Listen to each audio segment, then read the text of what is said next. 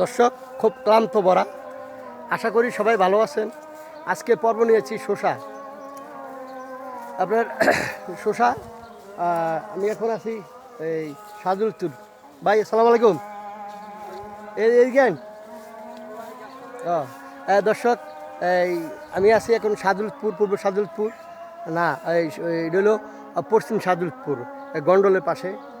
দর্শক, এখানে নারান্দা নামে একটা ছেলে, উনি হিন্দু, খুব ভালো ফসল করে।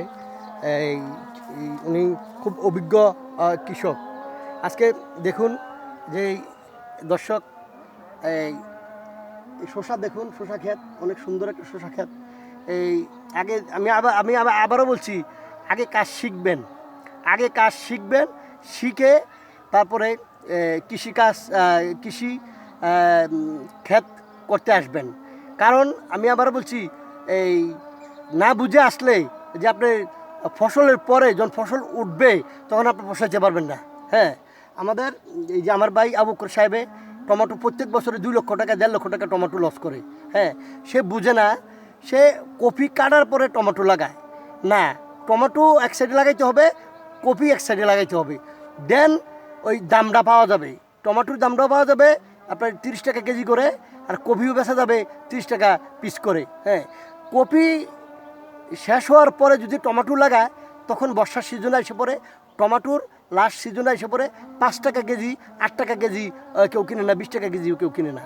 তো এই লস পড়ে। তো আমি আবার বলছি, কোনটা কোন সময় লাগাইতে হবে, কোন ফসলটা, এটা আগে জানবেন আপনারা।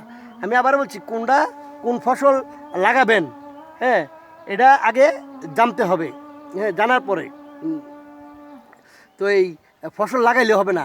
ফসলের একটা সিজন আছে, ওই সিজন অনুযায়ী আপনার এগুলি লাগাইতে হবে। করলা কোন মাসে লাগাইতে হবে, এই ধুন্দুল সর্ষে কোন মাসে লাগাইতে হবে, ভেন্ডিটা কোন মাসে লাগাইতে হবে, টমেটোটা কোন মাসে ক্ষেত লাগাইতে হবে, তারপরে আপনার এই শসা কোন মাসে লাগাইতে হবে, এটাই আগে জানতে হবে। জেনে গৃহস্থী করতে আসবেন, লস দিবেন না। বীজ কোম্পানির লসের কথা কবেন না। ও অনেকে বীজ কোম্পানি ভালো পড়ে নাই, ফুলকপি এডি নিয়ে কথা হয়েছে, পাতাকপি বীজ কোম্পানি আসলে বীজ না, আপনি নিজে বুঝেন না কীভাবে করতে হয়। হ্যাঁ, আগে জানবেন, শিখবেন। আর কৃষি মন্ত্রণালয়ের প্রতি আমার একটা আহ্বান, যে কৃষি মন্ত্রণালয়ের প্রতি আমার একটা আহ্বান, যে যারা আছেন যে কৃষক যারা আছেন তাদের প্রতি আমার আহ্বান, এই যে কৃষি মন্ত্রণালয়, যে আপনারা এই গৃহস্থকে একটু ওষুধ পানি ফেসিলিটি দিবেন। আর কিভাবে ওষুধ পানি দিলে ভালো হয়, এটা নিয়ম কারণটা একটু জানাই দিবেন। দর্শক, আজকে দেখুন শসা ক্ষেত অনেক সুন্দর, এই অনেক সুন্দর একটা শসা ক্ষেত, খুবই কল্পনার বাইরে। তো দেখুন, গাছটা নিচ থেকে বেয়ে, এই গাছটা নিচ থেকে গাছটা এই বেয়ে, হ্যাঁ, এই উপরে আস্তে আস্তে আস্তে আস্তে এই চাঙ্গে পাইছে। এভাবে বাড়ি দিতে হবে, ঘাস পরিষ্কার রাখতে হবে, এই পানির লাইনটা ক্লিয়ার রাখতে হবে, পানির লাইনটা ক্লিয়ার রাখতে হবে আপনার, পানির লাইনটা ক্লিয়ার রাখতে হবে। হ্যাঁ, আর হলো এই ঘাস পরিষ্কার রাখতে হবে, ভিটামিন ওষুধ দিতে হবে। তাহলে এই শসা ক্ষেত্রে একটু ভিটামিন প্রবলেম আছে, আমি বলছি এই শসা ক্ষেত্রে একটু ভিটামিন প্রবলেম আছে, ভিটামিন ওষুধটা দিতে হবে। আমার যে গৃহস্থ ভাই যারা আছেন, নারান্দা আছে, এখানে আরও যারা কৃষক আছেন, সাজুলতুরের অনেক লোক আছেন, যে আমি আবারও বলছি যে লাগাইলে হবে না। হ্যাঁ, লাগাইলে হবে না, কিন্তু নিয়মকানুন ভালোভাবে জেনে নেবেন। মাঝে মাঝে এই উপজেলা কৃষি অফিসে যাবেন, গিয়ে এগুলির রক্ষণাবেক্ষণ সম্বন্ধে জানবেন। আপনি জানেন ঠিক আছে, কিন্তু ওনার থেকে এখন তো হাইব্রিড সব কিছু হাইব্রিড, ওনার অফিস থেকে যদি একটু জেনে নেন তাহলে ভালো হবে। আর দর্শক, আমি